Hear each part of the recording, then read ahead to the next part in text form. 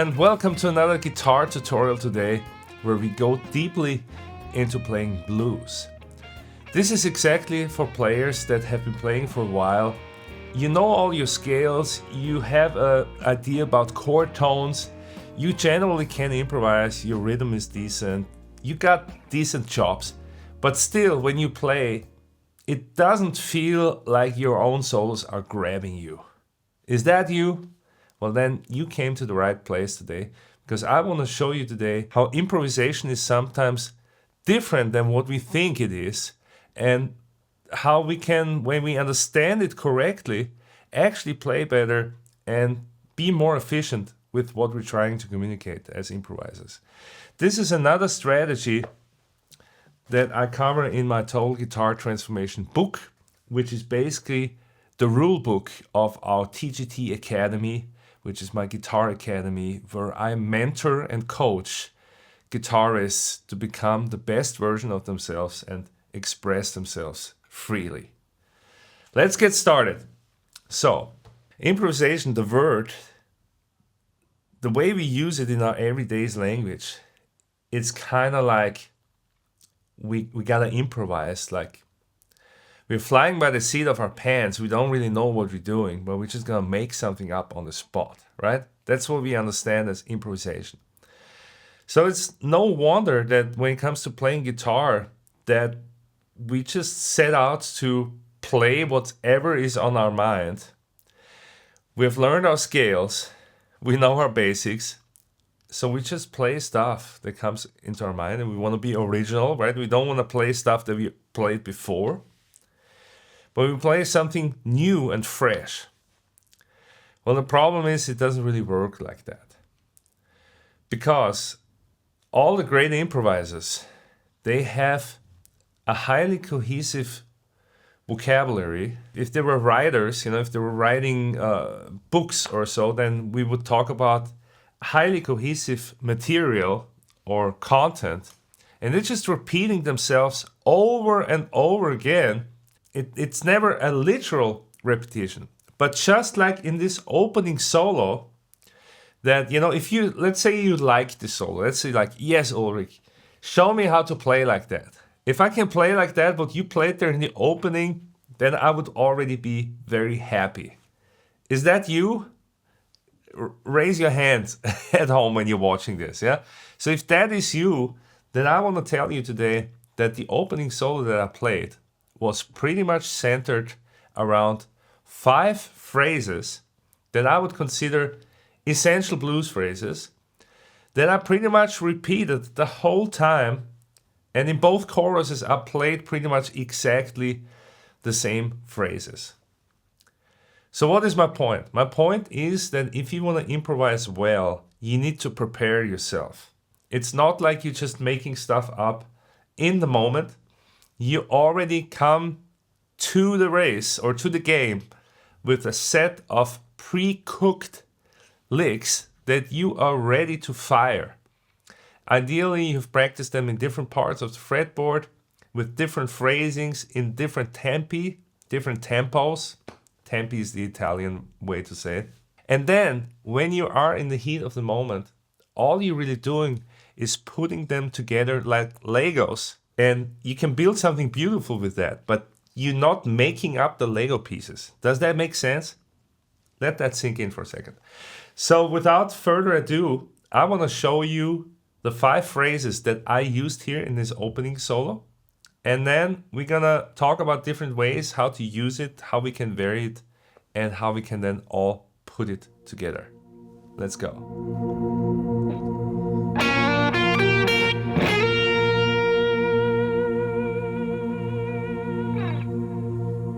So that was my lick number 1. A very typical opening statement. Yeah? It's based around a B-flat triad. Our whole blues here is in B-flat, so So I'm hitting all the triad notes. There's different ways to play this lick, really. Yeah? This is the more elegant way to do it. I'm doing this approach note of the major third, 5, 6, root, I could also bend to the root right away for a more gutsy effect. Yeah, I could play like that. That would also sound cool, or you know.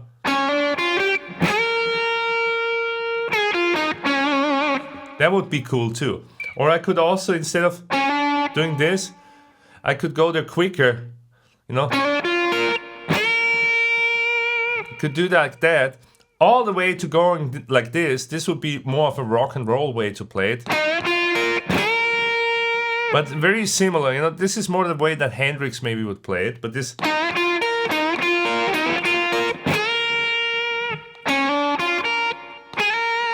It's the same idea, yeah? I hope you can see this. This is like a fragment that you'll hear very, very often in blues, but also in rock music as well. You hear a lick like that, yeah? So let's call this number 1. This is how I opened, yeah? And then I had another lick that's also a powerful statement. And this lick number 2, it actually starts on the 5 interval.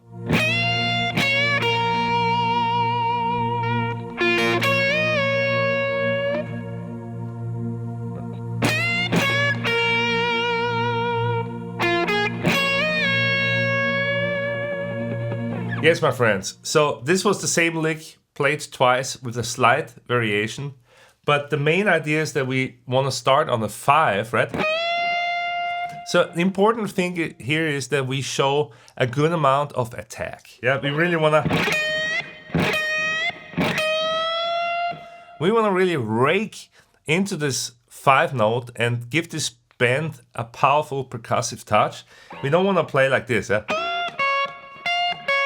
Yeah. This sounds way too sterile. Like we really want to give it this extra oomph. Or let's put it that way, if you play it more elegantly, maybe more kind of like a city blues or like B.B. King swing kind of, then we're not going to dig in that hard. But if you play like Stevie Ray or more Texas style or Freddie King, then we're going to dig in more like this. And you definitely want to know how to dig in. Yeah, so I used this lick both times of the chorus, if I remember right. And then there's different small variations that you can do to end it. Yeah. You will hear this lick in different variations and then different ways to land on the root note. Yeah? Because we're gonna land on the root note eventually. Yeah. You definitely want to get that lick under your fingers if you want to play in this, let's call it power blues style. All right, number 3.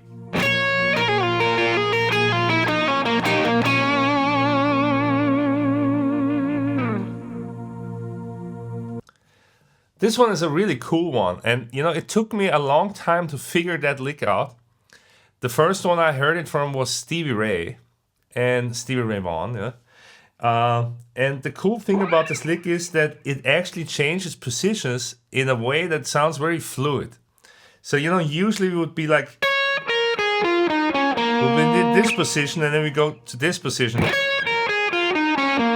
There's like 2 different positions, right? Yeah. And this lick just goes to the next position in one seamless stream and allows us to really connect stuff, yeah? So I like to do it like this. I pick the note with the middle finger here in a hybrid picking style.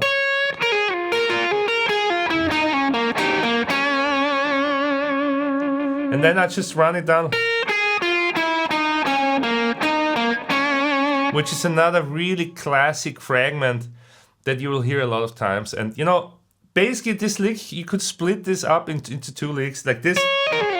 This is one idea, yeah, and this is another idea, and this, yeah, you could say this is a third idea. What I want to show you here is this is just a phrase that you will hear in a very typical way, you know, played in this kind of powerful blues style. Like I'm always thinking of Stevie Ray Vaughan, the Texas blues guys. It's like a hot-rodded blues, yeah? Maybe Gary Moore is pretty close to that as well, because he also played this hot-rodded blues style, yeah?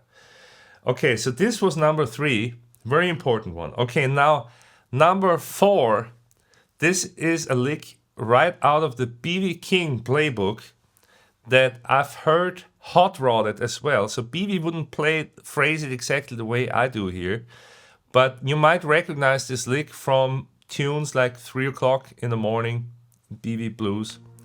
Let's check it out.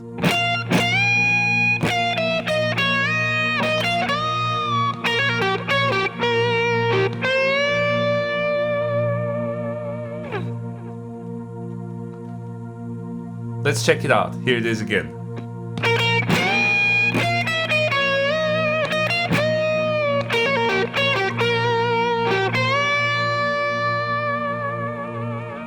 Yeah, sounds like that. That's how I played it.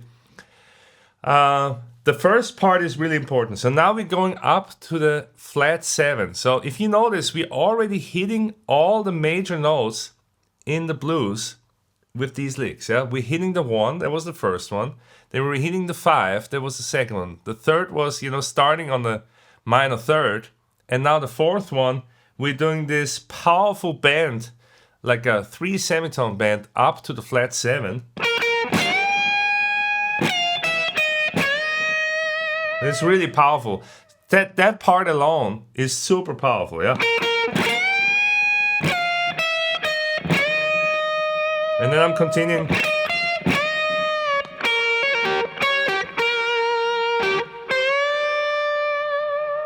So again, you could say there's like 2 or 3 fragments, this.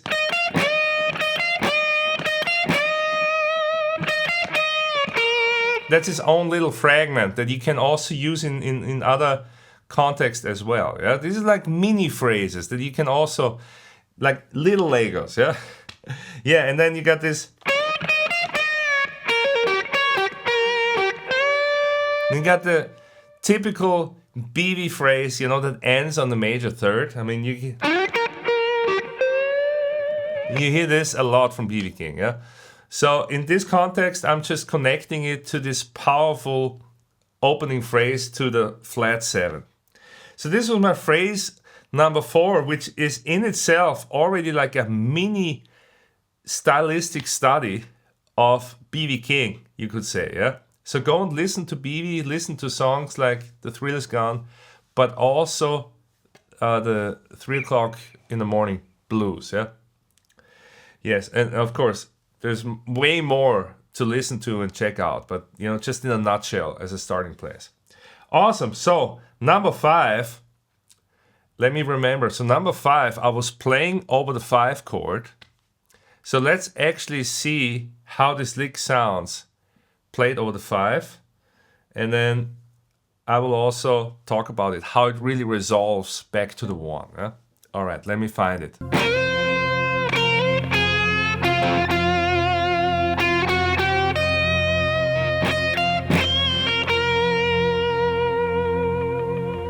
All right, so now we really need to talk about the harmony here, because I'm actually hitting the harmony here in this number 5, yeah? So I'm doing here. I'm hitting the 5 chord, and I'm actually, you could say I'm kind of like playing an F minor, but not really, because I'm bending up close to the major third. But it's way different than if I was playing. If I did that and it's just like followed just the triad learning scheme, it wouldn't sound bluesy at all, would it? So that's an important lesson for you here, to make a mental note that just playing the triads, the plain old triads, just doesn't work very well in blues. Yeah? You always want to bend towards the major third. Yeah? Bend to it or use a little hammer on. It will sound way, way more bluesy. Yeah? We got this phrase, right? We got... And then I'm actually going down to the third of the 4 chord. So that's really cool. I go from 5 to the 4.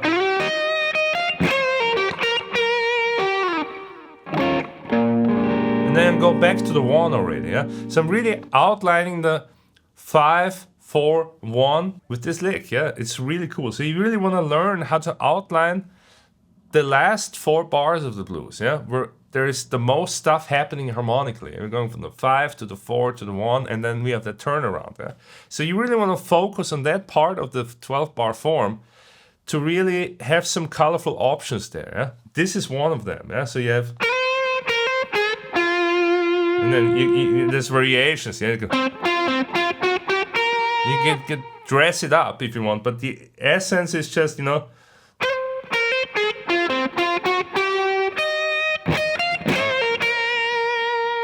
you could go back to the major third, but you really don't have to. You can just sit here. This will be for the 1 chord, and then, you know, optional turnaround,